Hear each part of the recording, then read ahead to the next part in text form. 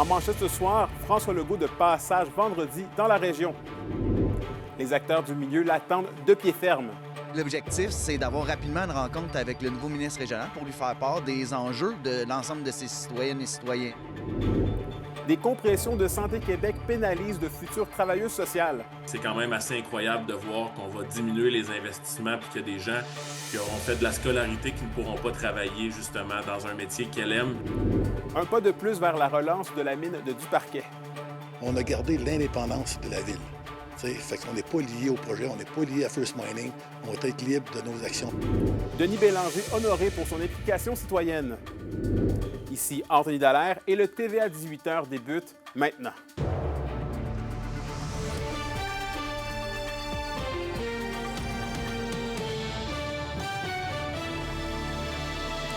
Bon début de soirée et merci d'être avec nous. On débute en politique provinciale. Le premier ministre et nouvellement ministre responsable de l'Abitibi-Témiscamingue, François Legault, sera de passage dans la région ce vendredi et Sophie ira à la rencontre de plusieurs organismes. Tout à fait, Anthony. Il débutera par rencontrer des membres de la direction du CISAT à Rouyn-Noranda en matinée. Puis, il va discuter avec les préfets de l'Abitibi-Témiscamingue, toujours à Rouyn-Noranda, avant de se rendre vers Malartic pour annoncer l'attribution d'un bloc d'électricité selon une source. Son parcours se terminera ensuite à Amos, où il va rencontrer les dirigeants d'une entreprise de minéraux critiques. La conférence des préfets de l'Abitibi-Témiscamingue se rencontrait d'ailleurs aujourd'hui à l'hôtel de ville de Rouyn-Noranda pour se préparer à la visite du ministre. Ils ont hâte d'attendre ses propositions pour la région, mais ils ont également certains enjeux à mettre de l'avant. On écoute le président Jacqueline Bégin.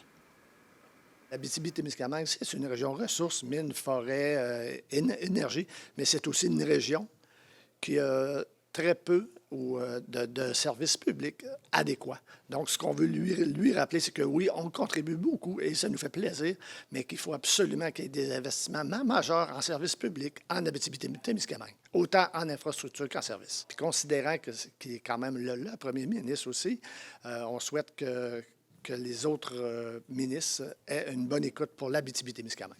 Donc oui, il ira à la rencontre du CISAT et des préfets, mais en parallèle, Sophie, d'autres groupes mettent de la pression pour eux aussi rencontrer François Legault. Oui, c'est le cas du réseau Vigilance qui réunit 30 000 membres d'organisations populaires, communautaires, syndicales et étudiantes. Ils aimeraient lui faire entendre en fait leurs revendications en face à face. Les demandes qui ont été faites par le passé pour de telles rencontres aux précédents ministres responsables de l'Abitibi-Témiscamingue, donc Jean Boulet et Mathieu Lacombe, n'avaient pas trouvé de réponse. Donc le réseau Vigilance espère que François Legault sera plus réceptif. On écoute les deux co-porte-parole. Que le nouveau ministre régional transforme ses paroles en actes concrets et qu'il tienne une rencontre avec nous pour pouvoir écouter les préoccupations, comme je le disais, d'une frange non négligeable de la population qui est souvent laissée de côté par, on va le dire, la classe politique actuelle qui semble être très à l'écoute des milieux économiques, des milieux d'affaires, mais peu à l'écoute des milieux citoyens. Tout ce qui est les services publics, les infrastructures technologiques, les routes, la situation du logement, le milieu communautaire aussi, je ne peux pas passer sous silence étant dans le milieu, qui pallie beaucoup au réseau public, mais c'est à l'État aussi là, de prendre ses responsabilités. Demain, je serai sur le terrain pour suivre le premier ministre, donc soyez au rendez-vous pour la suite de ce dossier. Et on sera très au rendez-vous. Merci beaucoup, Sophie. Vos réponses à la question du jour TVA. Une présentation de la Clinique infirmière Nord-Ouest présente partout dans la région. Notre équipe peut vous recevoir pour un bilan de santé, une infection, le suivi de maladies chroniques et plus. Contactez-nous pour plus d'informations ou visitez notre site Web. Et justement, en lien avec cette visite, à la question du jour, on vous demandait, avez-vous des attentes quant au passage du premier ministre François Legault dans la région ce vendredi 19 septembre? Et vous avez répondu non à 81 %. Et dans le monde de la santé, maintenant, 3 futures intervenantes en travail social dans la région ne pourront pas obtenir de poste à la fin de leur étude. C'est que Santé Québec effectue des compressions au niveau de la première ligne en santé mentale. Le syndicat interprofessionnel en soins de santé de l'Abitibi-Témiscamingue dénonce cette décision. Il s'agit d'une nouvelle tuile qui tombe sur la tête au niveau des ressources de ce genre. Le réseau de la santé est déjà affecté par la fermeture de l'unité de réadaptation de Malartic ainsi que la fermeture de celle interne interne de l'hôpital d'Amos. C'est quand même assez incroyable de voir qu'on va diminuer les investissements puis qu'il y a des gens qui auront fait de la scolarité qui ne pourront pas travailler justement dans un métier qu'elle aime et où il y a des besoins assez importants. Les explications qu'on a eues, c'est que c'est un plan quinquennal et puis le ministère de la Santé aurait évalué qu'en fonction du nombre de personnes dans la population, en fonction des différentes demandes qu'il y a, il aurait rétabli la répartition différemment, ce qui fait qu'il y a certaines régions qui vont avoir des augmentations des postes et d'autres qui auront une diminution. Du côté de l'Abitibi-Témiscamingue, malheureusement, on est visé par une diminution, comme si les besoins n'étaient pas là en fonction des calculs. Dans le fond, on comprend que c'est des calculs très comptables qui sont très déconnectés de la réalité du terrain, là. Et du côté de Duparquet maintenant, la municipalité ainsi que la compagnie minière First Mining Gold signent un protocole d'entente. C'est en lien avec le projet de mine d'or à ciel ouvert que la compagnie ontarienne souhaite ouvrir. Olivier Morin nous résume.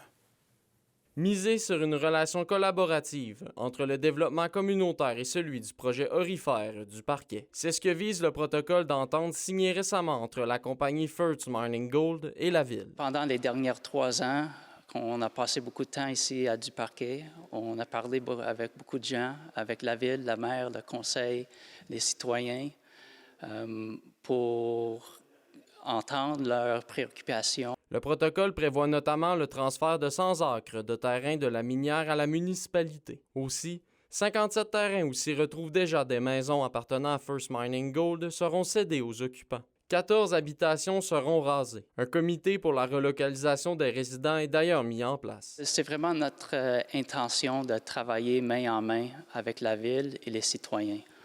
On comprend que la mine, c'est directement dans la ville, juste au côté nord.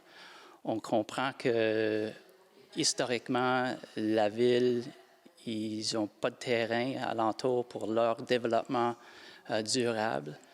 Donc, c'est un message qu'on veut être un bon voisin. Et aucun frais ne seront chargés aux résidents et à la ville advenant des travaux. Les charges de notaire, arpentage et transfert de terrain, ça n'a aucun coût aux propriétaires. C'est complètement gratuit. On s'est entendu qu'il n'y a aucun coût qui va venir de la Ville de Duparquet. Ça va être tout eux qui vont payer, nos consultants. Le côté légal, tout va être payé. Si on a besoin de changer notre plan d'urbanisation, ça va être payé par eux autres. Fait que tous les coûts reliés, on n'aura pas à débourser une scène. Pour le maire Denis Blais, l'important est que Duparquet soit toujours maître de chez soi. On a gardé l'indépendance de la Ville. Fait qu'on n'est pas lié au projet, on n'est pas lié à First Mining. On va être libre de nos actions pareilles. First Mining Gold mentionne que la prochaine étape de son projet visera à commander une étude environnementale qui devrait être réalisée d'ici les prochaines années. Olivier Morin, RNC Nouvelles, Duparquet. À Val-d'Or maintenant, la Ville a rendu hommage à Denis Bélanger, un bénévole d'exception. Un reportage signé Zachary Desrosiers. C'est sous une pluie d'applaudissements mercredi soir au Conservatoire de musique que la Ville de Val-d'Or a rendu hommage à l'un de ses grands bénévoles, Denis Bélanger, qui est récipiendaire de l'Ordre de Val-d'Or 2025, la plus haute distinction citoyenne. C'est un honneur, c'est grandiose, c'est exceptionnel dans la vie d'un bénévole. Je veux dire, on ne s'attend pas quand on fait du bénévolat. On ne fait pas ça pour avoir la reconnaissance, mais quand on reçoit de ses pairs, de sa ville, une telle reconnaissance, on le prend avec amour. Depuis plus de 50 ans, Denis Bélanger s'implique dans de nombreux milieux, le Centre de prévention de suicide, le Relais pour la vie, le Salon des vins et du livre, le Centre de musique et de danse, sans oublier la Semaine des aînés. Je pense que moi, j'ai reçu beaucoup dans la vie et c'est important de redonner aussi. Puis Val-d'Or, Val-d'Or est dans mon cœur. Je me dis, mes parents ont aimé Val-d'Or. Bien, maintenant, c'est moi qui aime Val-d'Or et qui redonne dans différents organismes, associations, mouvements. Denis Bélanger a dû garder la nouvelle secrète pendant plusieurs semaines. Mais au moment de l'annonce par la mairesse, l'émotion était bien réelle. Quand Mme Brindamour m'a annoncé la nouvelle le 2 juillet, j'ai eu le souffle coupé pendant quelques minutes. Assez qu'elle m'a demandé, Mme Laverdière était là, en disant « Est-ce que tu l'acceptes, le prix? » Et là, j'ai dit « Oui ». Denis Bélanger devient ainsi le 12e récipiendaire de l'Ordre de Val-d'Or, après Daniel Burke et Jean-Yves Poitras, honorés en 2024. Ce dernier est malheureusement décédé plus tôt cette année. Zachary Desrosiers, RNC Nouvelles, Val-d'Or. Et toujours à Val-d'Or, la semaine des aînés se déroulera du 1er au 7 octobre. Conférences, activités physiques, yoga et plusieurs rendez-vous viendront mettre en valeur l'apport des aînés dans la communauté. Cette 16e édition soulignera aussi les 25 ans de la table de concertation des aînés de Val-d'Or avec un cocktail spécial le 4 octobre. La programmation se terminera avec 2 messes, le traditionnel brunch des Chevaliers-Colomb, un extrait de la pièce Santé, beauté, bonjour, ainsi qu'une activité de mise en forme animée par le programme Vie active. L'objectif, en réalité, entre autres, briser l'isolement chez les personnes aînées et que ce soit des activités rassembleuses, que les aînés sortent, que les aînés viennent et participent aux différentes activités. En réalité, on dit les personnes aînées, mais il y a des activités qui touchent toutes les catégories de génération, si on veut. Quand on regarde tous les partenaires que l'on a avec nous, c'est vraiment aidant. Je veux dire, on se rend compte que les gens embarquent et disent « OK, les aînés, c'est important qu'on vous appuie et qu'on vous considère ». Mieux informer les décideurs locaux des sources d'eau souterraines près de potentiels développements miniers, c'est ce que vise la Société régionale de l'eau souterraine grâce à la cartographie. Et Roxane Caillouette nous explique. La Société de l'eau souterraine de l'Abitibi-Témiscamingue a mis sur pied un système de captage des eaux à l'aide de cartes. Les MRC de la région pourront profiter de ce nouvel outil pour savoir si un développement minier est près d'une source d'eau sous terre. En fait, c'est qu'il y a plusieurs données qui ont été recueillies et quand on fait la compilation de ces données-là, la superposition des cartes où sont les aires de captage en alimentation en eau potable et les titres miniers actifs, quand on fait la superposition, on s'aperçoit qu'il y a une réalité qui est un petit peu préoccupante. Le CESAT estime que le secteur minier est incompatible avec la longévité des prélèvements d'eau souterraine, alors que 70 000 personnes dépendent de ce système. Il y a un paquet d'usages qui se sont accumulés sur ces territoires-là au fil du temps, puis qui ne sont pas toujours compatibles avec la pérennité du captage. Et puis, donc, ce matin, on sort beaucoup sur le sujet minier, mais on a eu des interventions dans le passé aussi au niveau forestier. Le directeur général du CESAT, Olivier Pitre, rappelle que l'approvisionnement en eau est une préoccupation bien réelle. Dans les 5 MRC de la région, à plusieurs niveaux, des ministères, des municipalités, des citoyens qui leur disaient « Hey,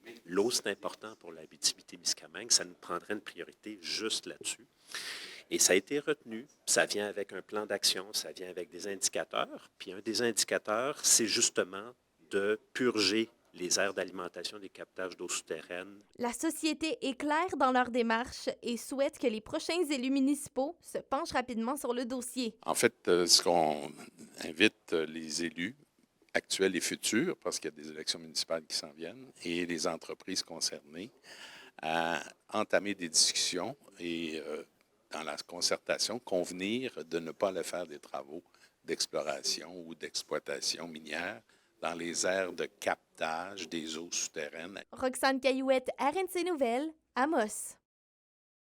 L'indice boursier minier au TVA Nouvelles 18h est une présentation de GFM Groupe Financier. Dirigeants d'entreprises et particuliers, fiez-vous aux experts de GFM pour vos placements, assurances de personnes et assurances collectives. Car pour vous, ils vont au-delà de la finance.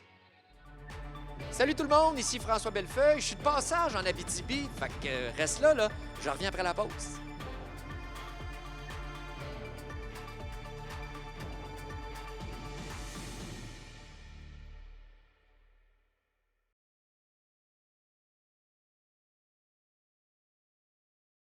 Les SADC de l'Abitibi-Témiscamingue et du nord du Québec vous présentent la bonne nouvelle économique TVA. Lors de l'AGA de la SADC Abitibi-Ouest du 17 septembre 2025, sous le thème « Notre avenir, nos jeunes et l'innovation », les participants ont été en mesure de saisir le rôle de l'organisme dans le financement des entreprises, l'animation du milieu et l'organisation d'activités stimulant les divers secteurs d'activité. Ce dynamisme a été confirmé par la présentation d'une dizaine de projets dédiés aux jeunes, aux entreprises et aux organismes. Les SADC, partenaires de l'économie de la région.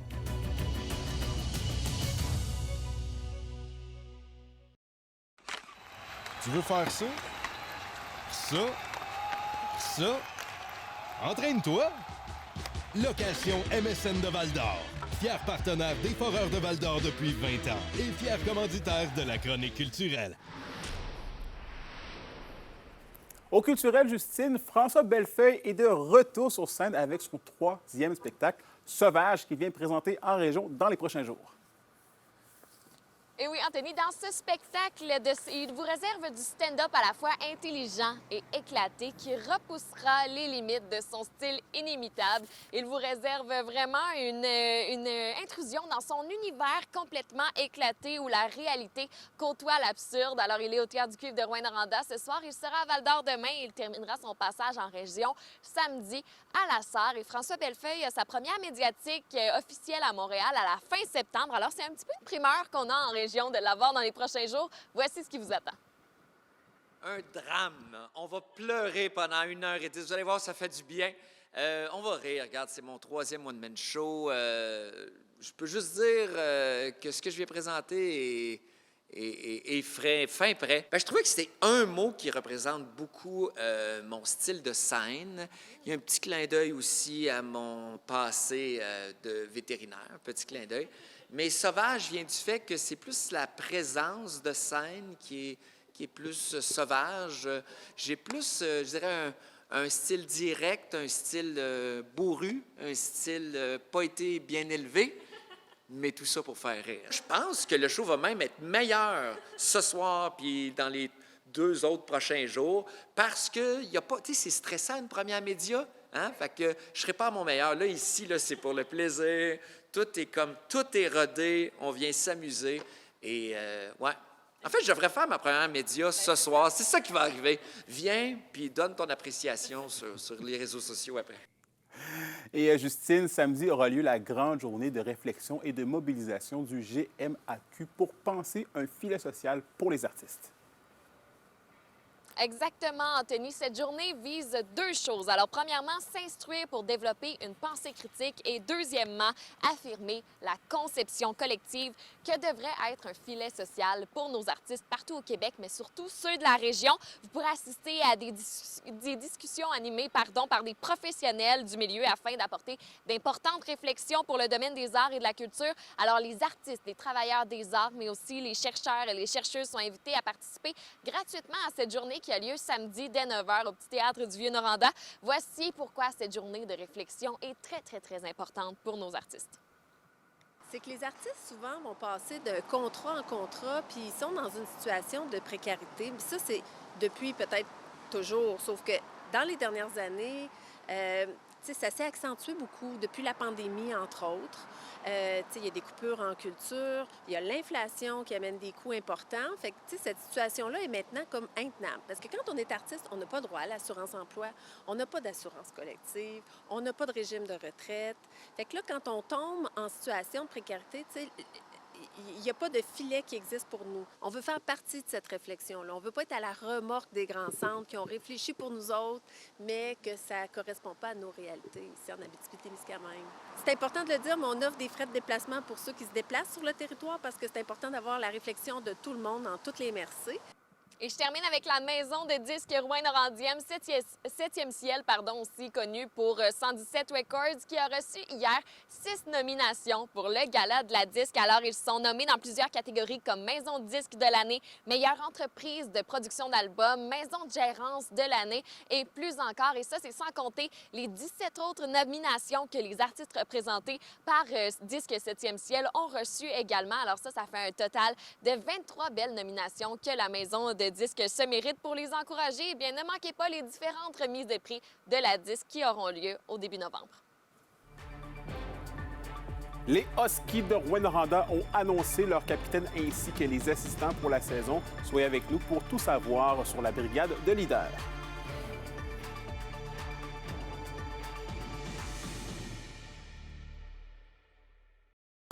Les sports vous sont présentés par Thibaut Géant, votre concessionnaire de confiance à Rouyn-Noranda, là où qualité et choix se rencontrent. Et au sport, les Huskies de Rouyn-Noranda ont annoncé leur capitaine ainsi que les assistants pour cette saison. C'est le défenseur de 20 ans, Axel Dufresne, qui portera le C au cours de la prochaine campagne. Il succède à Alex Carr, qui occupait le rôle l'an dernier. Lars Steiner, Thomas Verdon ainsi que Benjamin Brunel assumeront le titre d'adjoint au capitaine. La meute débutera sa saison 2025-2026 demain soir avec la visite de l'Armada de Blainville-Boisbriand. Et au hockey mineur maintenant, Hockey Abitibi-Témiscamingue annonce une modification de la classification de ses équipes double lettres de M11 à M18. À compter de cette saison, les équipes élites de double A seront déclassées en double B.